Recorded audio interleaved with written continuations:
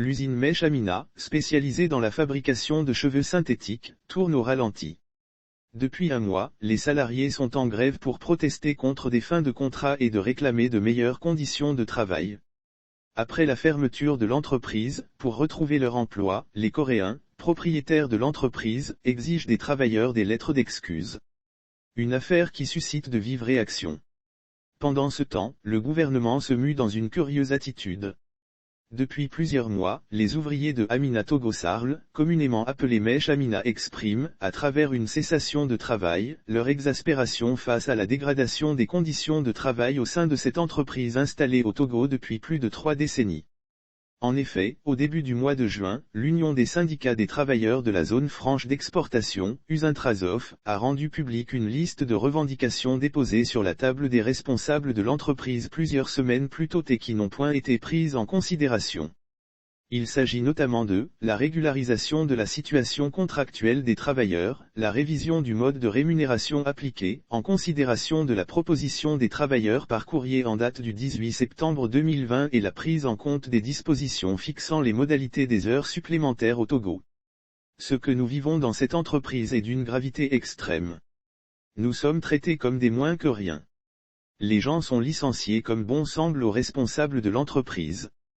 Pourtant, nous vivons dans un état de droit. On dirait que Mèche Amina est au-dessus du code de travail en vigueur au Togo, nous avait confié un délégué du personnel. En effet, plusieurs ouvriers de cette entreprise, dont certains totalisent plusieurs années de fonction, auraient été licenciés pour des raisons fort étonnantes. Dans sa plateforme revendicative, le syndicat avait même demandé aux responsables de l'entreprise la cessation des notifications verbales et brusques de fins et de rupture de contrat. En outre, les salariés déploraient les cas d'accidents de travail qui se multiplient, dont le plus effrayant était la mort du jeune Muzam recruté en tant que magasinier et écrasé entre un ascenseur et un mur dans la nuit du 31 août 2020. Mais les choses n'ont pas évolué malgré la disponibilité des délégués à discuter. Face à cette situation, les ouvriers ont décidé d'observer une grève de 2 semaines sans service minimum. En représailles, l'entreprise décide de licencier plus de 2000 ouvriers sur rapport du chef personnel et de fermer ses portes jusqu'à nouvel ordre. Les délégués sont venus avec une grève sans préavis. La direction ne peut pas accepter parce que bientôt la fin de l'année, on doit satisfaire nos clients.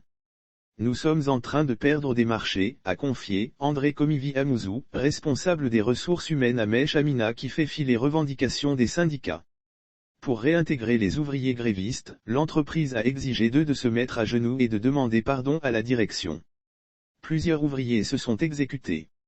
Un fait inédit dans le monde du travail qui a choqué au-delà des frontières du pays. Scandaleux. On n'est plus là dans un exercice normal entre employeurs et salariés mais dans une relation de mépris caractérisée de la part d'un dépositaire de l'autorité. Une entreprise étrangère ne peut pas importer des pratiques avilissantes qui sont contraires à la culture et aux lois locales.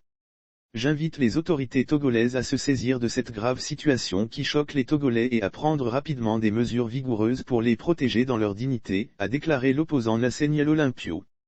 Pour le militant des droits de l'homme André Kangni Afanou, le plus révoltant dans cette affaire de la société Amina, ce n'est pas seulement le fait que, depuis près de 20 ans, cette société bénéficie d'énormes privilèges au détriment du bien-être de nos compatriotes qui y travaillent.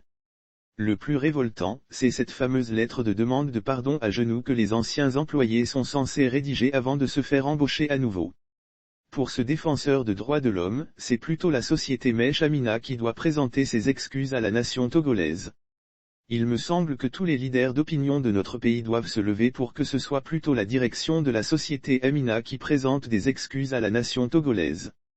Il faut dire que dans un pays où le taux de chômage cumulé au sous-emploi avoisine les 30% selon les chiffres officiels, la peur de perdre son emploi et de se retrouver dans une misère aggravée hante des milliers de jeunes.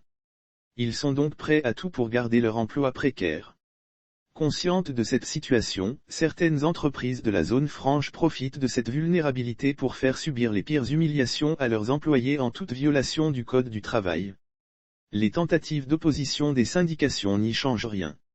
Et pour cause, ces entreprises semblent bénéficier d'un certain privilège à eux octroyé par les autorités du pays, incapables même d'offrir des emplois dignes à leurs concitoyens. Nous savons que beaucoup de nos concitoyens sont confrontés à des difficultés. Et si un membre d'une famille devrait se confronter au chômage et à l'inactivité, cela ne peut qu'aggraver la situation sociale, a affirmé Gilbert Bawara, ministre du Travail et du Dialogue social au micro des confrères de TV5 Afrique. Ainsi, à comprendre le ministre, au nom de la préservation des emplois, une entreprise peut faire subir les sévices les plus indignes aux Togolais sans que le gouvernement ne lève la voix. Il nous revient que l'entretien entre le ministre et les représentants des employés n'aurait duré qu'à peu près 2 minutes. Et le représentant du gouvernement leur aurait demandé d'aller démissionner et le gouvernement verra quoi faire. Dans tous les cas, cette affaire qui continue de défrayer la chronique a montré, encore une fois, qu'au Togo, les citoyens ne bénéficient d'aucune considération de la part de leurs dirigeants quant à leurs droits même les plus élémentaires.